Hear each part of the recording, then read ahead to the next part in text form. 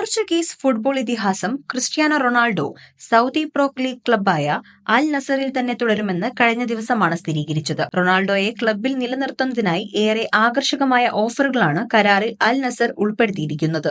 അൽ നസറിന്റെ ചരിത്രത്തിൽ ഒരു താരത്തിന് ലഭിക്കുന്ന ഏറ്റവും വലിയ കരാറാണിത്. പ്രതിദിനം റൊണാൾഡോയ്ക്ക് ലഭിക്കുന്ന പ്രതിഫലം 4,88,000 പൗണ്ടാണ്.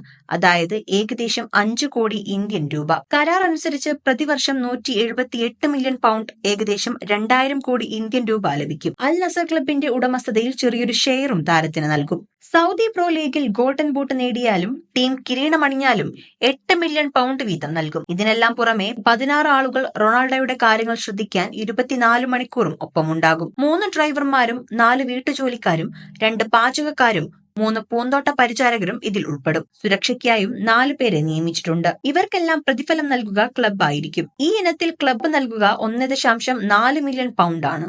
സ്വകാര്യ ജെറ്റിനായി 4 മില്യൺ പൗണ്ടും ലഭിക്കും. പല സൗദി കമ്പനികളുമായും റൊണാൾഡോയ്ക്ക് അൽ നസർ സ്പോൺസർഷിപ്പ് ഡീലുകളും ഓഫർ ചെയ്യുന്നുണ്ട്.